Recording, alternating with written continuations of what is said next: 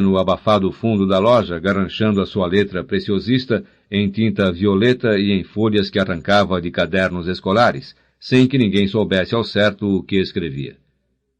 Quando Aureliano o conheceu, tinha 2 caixotes cheios daquelas páginas disparatadas que de algum modo faziam pensar nos pergaminhos de Melquíades, e dessa época até quando foi embora, deve ter enchido um terceiro, de modo que era razoável pensar que não tinha feito nada além disso durante a sua permanência em Macondo.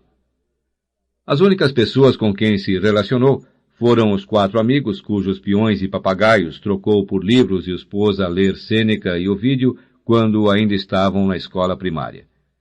Tratava os clássicos com uma familiaridade caseira, como se todos tivessem sido em alguma época seus companheiros de quarto, e sabia muitas coisas que simplesmente não se devia saber, como, por exemplo, que Santo Agostinho usava debaixo do hábito um gibão de lã que não tirou durante 14 anos, e que Arnaldo de Villanova, o nigromante, ficou impotente desde menino por causa de uma mordida de escorpião. O seu fervor pela palavra escrita era uma urdidura de respeito solene e irreverência folgazã. Nem os seus próprios manuscritos estavam a salvo dessa dualidade.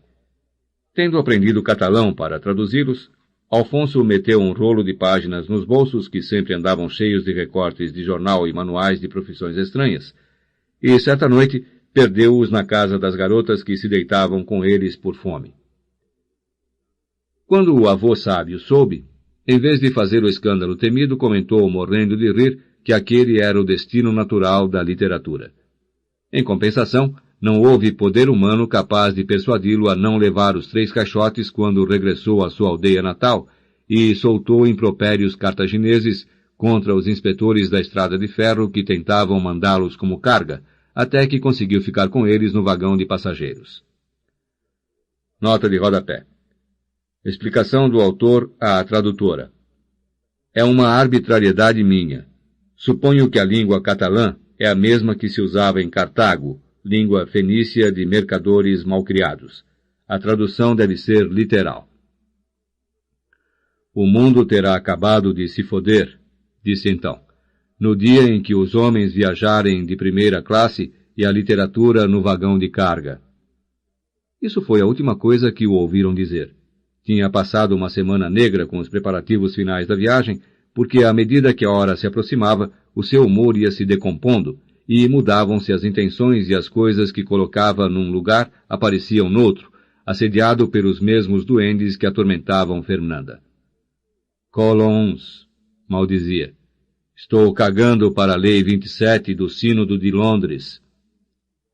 Germano e Aureliano tomaram conta dele.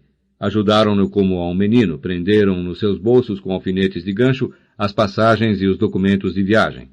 Escreveram uma lista pormenorizada do que ele devia fazer desde que saísse de Macondo até desembarcar em Barcelona. Mas assim mesmo ele jogou no lixo, sem perceber, um par de calças com a metade do seu dinheiro. Na véspera da viagem, depois de pegar os caixotes e meter a roupa na mesma mala com que tinha chegado, franziu as pálpebras de marisco, apontou com uma espécie de bênção atrevida os montes de livros com que havia sobrevivido ao exílio e disse aos amigos: Deixo para vocês essa merda. 3 meses depois, receberam um envelope grande com 29 cartas e mais de 50 retratos que tinham se acumulado nos ósseos de alto mar. Embora não pusesse datas, era evidente a ordem em que tinha escrito as cartas.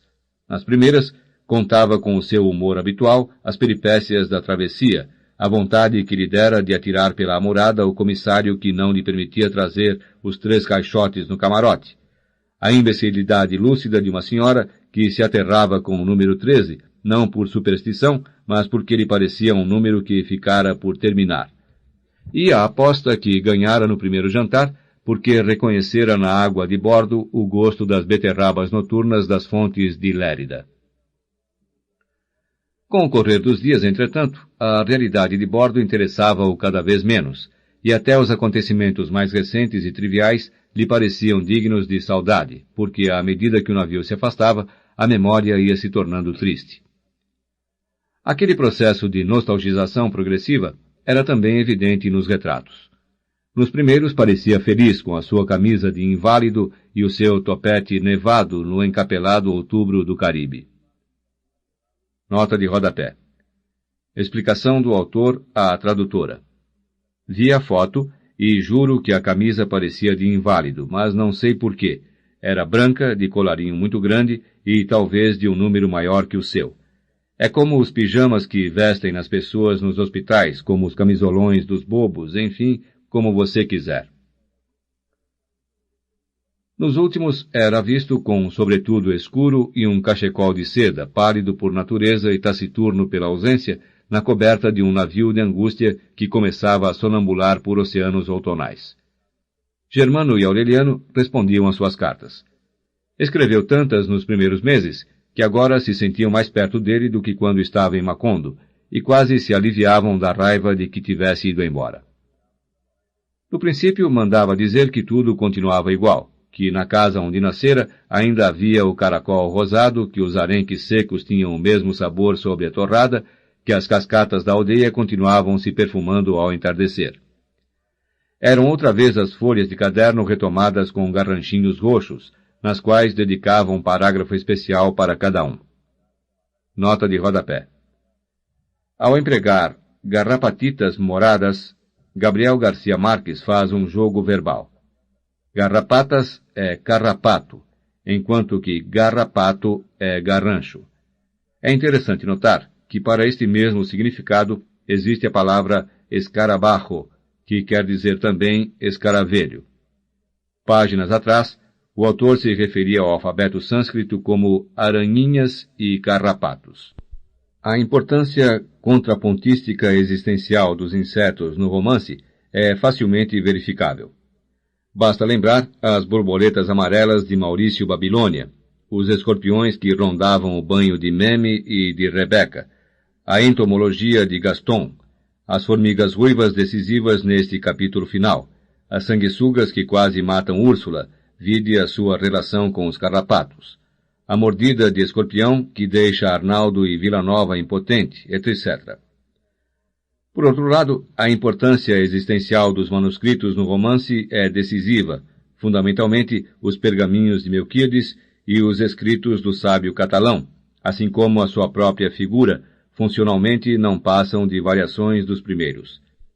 De modo que as garrapatitas moradas de Gabriel Garcia Marques assumem um significado ético na cosmovisão do romance que ultrapassa de longe a mera metáfora sensorial da semelhança de forma expressa pelo equívoco verbal. É a não gratuidade de estilo da expressão intraduzível que nos obriga a esta nota. Nota da tradutora. Entretanto, e embora ele mesmo não parecesse perceber, aquelas cartas de recuperação e estímulo se iam transformando pouco a pouco em pastorais de desengano. Nas noites de inverno, enquanto fervia a sopa no fogão, desejava o calor dos fundos da loja, o zumbido do sol nas amendoeiras empoeiradas, o apito do trem na sonolência da sesta, da mesma forma como desejava em Macondo a sopa de inverno no fogão, os pregões do vendedor de café e as cotovias fugazes da primavera.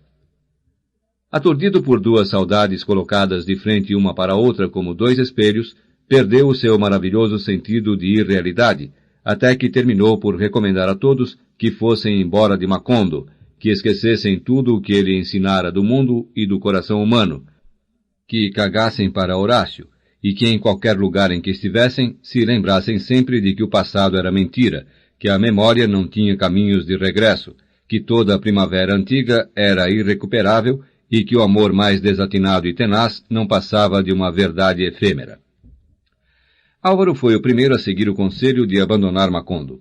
Vendeu tudo, até a onça cativa que zombava dos transeuntes no quintal da sua casa, e comprou uma passagem eterna num trem que nunca acabava de viajar.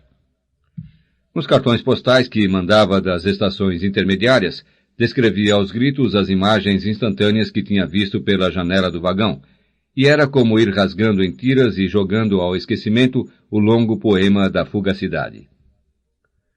Os negros quiméricos nos algodoais da Louisiana, os cavalos alados na grama azul de Kentucky, os amantes gregos no crepúsculo infernal do Arizona, a moça de suéter vermelho que pintava aquarelas nos lagos de Michigan e que lhe deu com os pincéis um adeus que não era de despedida, mas de esperança, porque ela ignorava que estava vendo passar um trem sem regresso. Em seguida foram Alfonso e Germano num sábado, com a ideia de voltar na segunda-feira, e não se soube mais deles. Um ano depois da partida do sábio catalão, o único que restava era Gabriel, ainda vivendo à deriva à mercê da eventual caridade de nigromanta e respondendo aos questionários do concurso de uma revista francesa cujo maior prêmio era uma viagem a Paris. Aureliano, que era quem recebia a assinatura, ajudava-o a encher os formulários, às vezes na sua casa, e quase sempre entre os potes de louça e o cheiro de valeriana da única farmácia que restava em Macondo, onde vivia Mercedes, a sigilosa namorada de Gabriel. Era a última coisa que ia ficando de um passado cujo aniquilamento não se consumava, porque continuava se aniquilando indefinidamente, consumindo-se dentro de si mesmo, se acabando a cada minuto, mas sem acabar de se acabar nunca. O povoado chegara a tais extremos de inatividade, que quando Gabriel ganhou o concurso e foi para Paris com 2 mudas de roupa, um par de sapatos e as obras completas de Rabelais, teve que fazer sinal ao maquinista a fim de que o trem se detivesse para apanhá-lo. A antiga Rua dos Turcos era agora um lugar de abandono, onde os últimos árabes se deixavam levar para a morte pelo costume milenar de se sentar à porta, embora fizesse muitos anos que tinham vendido a última jarda de diagonal e nas vitrinas sombrias só restassem os manequins decapitados. A cidade da Companhia Bananeira, que talvez Patricia Brown tentasse evocar para os netos nas noites de intolerância e pepinos no vinagre de Prattville, Alabama, era uma planície de capim selvagem. O padre ancião, que substituíra o padre Ángel e cujo nome ninguém se deu ao trabalho de averiguar, esperava a piedade de Deus, estendido de papo para o ar numa rede, atormentado pela artrite e pela insônia da dúvida, enquanto os lagartos e as ratazanas disputavam a herança do templo vizinho. Naquele Macondo esquecido até pelos pássaros, onde a poeira e o calor se fizeram tão tenazes que dava trabalho respirar, enclausurados pela solidão e pelo amor e pela solidão do amor, numa casa onde era quase impossível dormir por causa do barulho das formigas ruivas, Aureliano e Amaranta Úrsula eram os únicos seres felizes e os mais felizes sobre a terra. Gaston voltara a Bruxelas. Cansado de esperar o avião, um dia meteu numa maleta as coisas indispensáveis e o arquivo da correspondência, e foi com o propósito de voltar por ar antes de que os seus privilégios fossem cedidos a um grupo de aviadores alemães que tinha apresentado às autoridades provinciais um projeto mais ambicioso que o seu. Desde a tarde do primeiro amor, Aureliano e Amaranta Úrsula tinham continuado a aproveitar os escassos descuidos do esposo, a se amar com ardores amordaçados em encontros ocasionais e quase sempre interrompidos por regressos imprevistos. Mas quando se viram sozinhos na casa, sucumbiram no delírio dos amores atrasados. Era uma paixão insensata, alucinada, que fazia tremerem de pavor na cova os ossos de Fernanda e os mantinha num estado de excitação perpétua. Os gemidos de Amaranta Úrsula, as suas canções agônicas, estalavam do mesmo jeito às 2 da tarde na mesa da sala de jantar e às 2 da madrugada na despensa. O que mais me aborrece, ria, é o tempo enorme que perdemos. No aturdimento da paixão, viu as formigas devastando o jardim, saciando a sua fome pré-histórica nas madeiras da casa, e viu a torrente de lava viva se apoderando outra vez da varanda, mas só se preocupou em combatê-la quando a encontrou no seu quarto. Aureliano abandonou os pergaminhos, não tornou a sair de casa, e respondia de qualquer maneira às cartas do sábio catalão. Perderam o sentido da realidade, a noção de tempo, o ritmo dos hábitos cotidianos. Tornaram a fechar portas e janelas para não demorarem nos trâmites de desnudamento, e andavam pela casa como remédios à bela sempre quis estar, e se espojavam em pelo nos barreiros do quintal, e uma tarde por pouco não se afogaram quando se amavam na caixa d'água. Em pouco tempo fizeram mais estragos que as formigas ruivas. Quebraram os móveis da sala, rasgaram com as suas loucuras a rede que resistira aos tristes amores de acampamento do coronel Aureliano Buendia, e abriram os colchões e os esvaziaram no chão para se sufocar em tempestades de algodão. Embora Aureliano fosse um amante tão feroz como o seu rival, Era Amaranta Úrsula quem comandava com seu engenho disparatado e a sua voracidade lírica aquele paraíso de desastres, como se tivesse concentrado no amor a indomável energia que a tataravó consagrara à fabricação de animaizinhos de caramelo. Além disso, enquanto ela cantava de alegria e morria de rir das suas próprias invenções, Aureliano ia se tornando mais absorto e calado, porque a sua paixão era ensimesmada e calcinante. Entretanto, ambos chegaram a tais extremos de virtuosismo que, quando se esgotavam na exaltação, tiravam o melhor partido do cansaço. Entregaram-se à idolatria dos corpos, ao descobrir que os tédios do amor tinham possibilidades inexploradas, muito mais ricas que as do desejo. Enquanto ele amaciava com claras de ovo os seios eréteis de Amaranta Úrsula, ou suavizava com gordura de coco os seus músculos elásticos e o seu ventre de pêssego, ela brincava de boneca com a portentosa criatura de Aureliano, e pintava-lhe olhos de palhaço com batom e bigodes de turco com lápis de sobrancelhas, e armava-lhe laços de organza e chapeuzinhos de papel prateado. Uma noite se lambuzaram dos pés à cabeça com pêssegos em cauda, lamberam-se como cães e se amaram como loucos no chão da varanda, e foram acordados por uma torrente de formigas carnívoras que se dispunham a devorá-los vivos. Nas pausas do delírio, Amaranta Úrsula respondia às cartas de Gaston. Sentia-o tão distante e ocupado que o seu regresso lhe parecia impossível. Numa das primeiras cartas, ele contou que na realidade os sócios tinham mandado o aeroplano, mas que uma agência marítima de Bruxelas o embarcara por equívoco com destino a Tanganica, onde o entregaram à dispersa comunidade dos Macondos. Aquela confusão ocasionou tantos contratempos que só a recuperação do aparelho podia demorar 2 anos. Assim, Amaranta Úrsula descartou a possibilidade de um regresso inoportuno. Aureliano, por outro lado, não tinha outro contato com o mundo senão as cartas do sábio catalão e as notícias de Gabriel que recebia através de Mercedes, a farmacêutica silenciosa. No princípio eram contatos reais. Gabriel pedira o reembolso da passagem de volta para ficar em Paris, vendendo os jornais velhos e as garrafas vazias que as camareiras tiravam de um hotel lúgubre da rua Dauphine.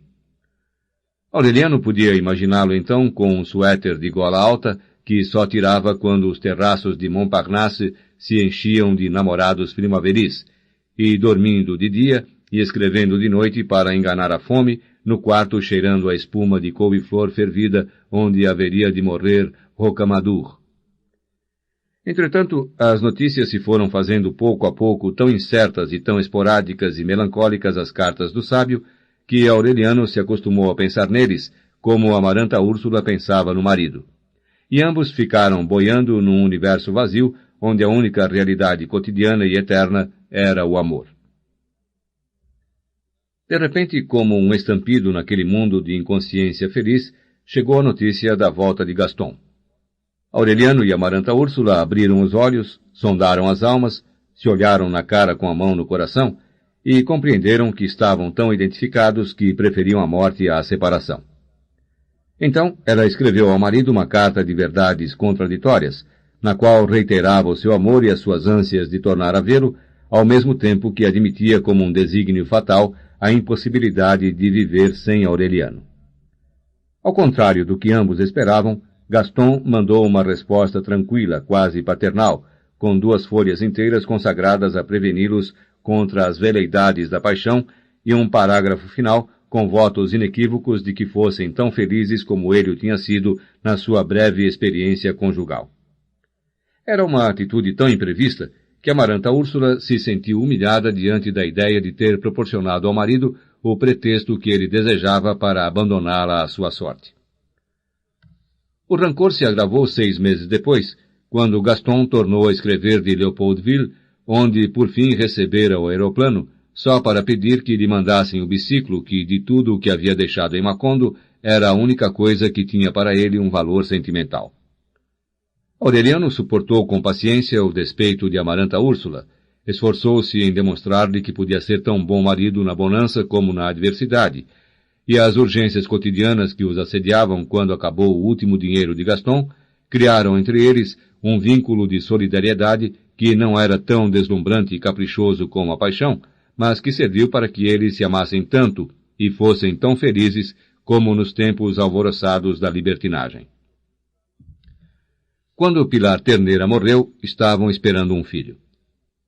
Na sonolência da gravidez, Amaranta Úrsula tentou fazer uma indústria de colares de vértebras de peixe, mas, exceção feita a Mercedes, que lhe comprou uma dúzia, não encontrou a quem vendê-los. Aureliano tomou consciência pela primeira vez de que o seu dom para línguas, a sua sabedoria enciclopédica, a sua estranha faculdade de se lembrar dos pormenores de fatos e lugares remotos e desconhecidos eram tão inúteis como o cofre de pedraria legítima de sua mulher, que na época devia valer tanto quanto todo o dinheiro de que poderiam dispor juntos os últimos habitantes de Macondo. Sobreviviam por milagre. Embora Amaranta Úrsula não perdesse o bom humor nem o seu engenho para as travessuras eróticas, adquiriu o costume de se sentar na varanda depois do almoço numa espécie de sesta insone e pensativa. Aureliano a acompanhava. Às vezes permaneciam em silêncio até o anoitecer, um defronte do outro, olhando-se nos olhos, amando-se no sossego com tanto amor como antes se amaram no escândalo. A incerteza do futuro fez com que o coração voltasse ao passado. Viram-se a si mesmos no paraíso perdido do dilúvio, patinhando nos charcos do quintal, matando lagartixas para pendurá-las em Úrsula, brincando de enterrá-la viva, e aquelas evocações lhes revelaram a verdade de que tinham sido felizes juntos desde que tinham memória. Aprofundando o passado, Amaranta Úrsula recordou a tarde em que entrou na oficina de ourivesaria, e a mãe lhe contou que o pequeno Aureliano não era filho de ninguém, porque tinha sido encontrado boiando numa cestinha. Embora a versão lhes parecesse inverossímil, careciam de informações para substituí-la pela verdadeira. A única coisa de que estavam certos, depois de examinar todas as possibilidades, era de que Fernanda não tinha sido a mãe de Aureliano.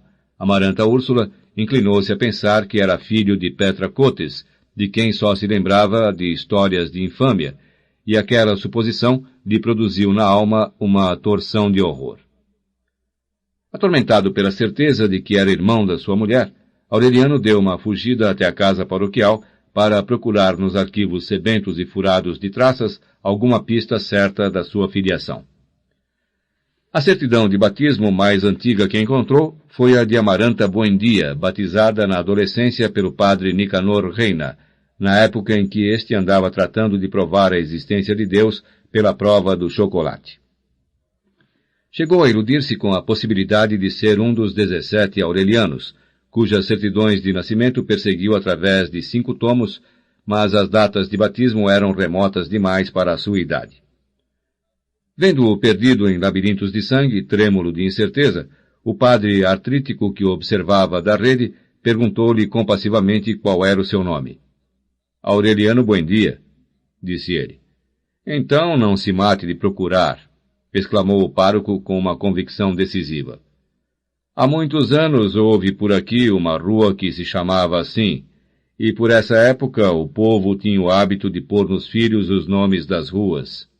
Aureliano tremeu de raiva. Ah, disse, então o senhor também não acredita? Em quê?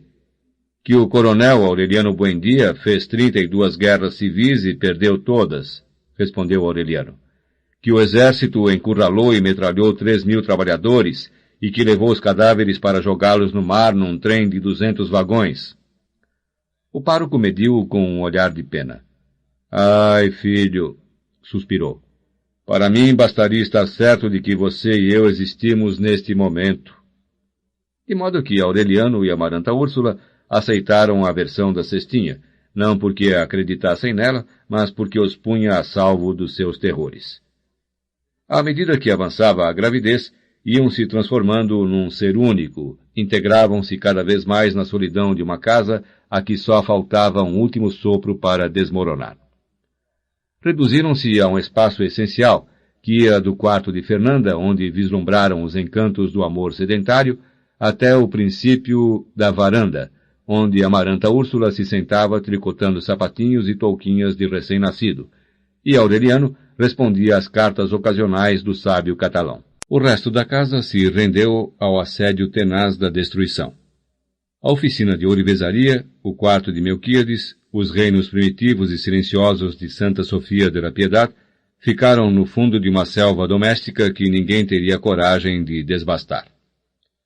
Cercados pela voracidade da natureza, Aureliano e Amaranta Úrsula continuavam cultivando o orégano e as begônias e defendiam o seu mundo com demarcações de cal, construindo as últimas trincheiras da guerra imemorial entre o homem e as formigas.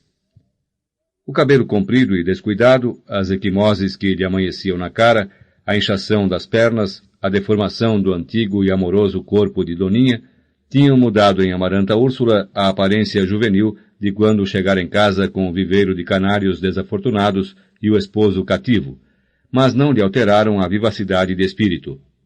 Merda, costumava rir. Quem havia de pensar que nós iríamos realmente acabar vivendo como antropófagos?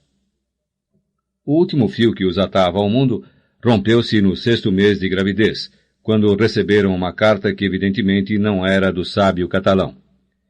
Tinha sido selada em Barcelona, mas o envelope estava escrito com tinta azul convencional, numa caligrafia administrativa, e tinha o aspecto inocente e impessoal dos recados inimigos.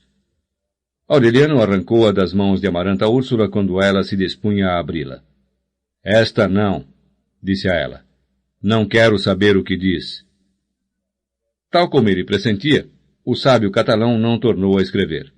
A carta alheia, que ninguém leu, ficou à mercê das traças no consolo onde Fernanda esquecera uma vez o seu anel de casamento, e lá continuou se consumindo no fogo interior da sua má notícia, enquanto os amantes solitários navegavam contra a corrente daqueles tempos de despedidas, tempos impenitentes e aziagos, que se desgastavam no empenho inútil de fazê-los derivar para o deserto do desencanto e do esquecimento. Conscientes daquela ameaça, Aureliano e Amaranta Úrsula passaram os últimos meses de mãos dadas, terminando com amores de lealdade, o filho começado com exaltações de fornicação.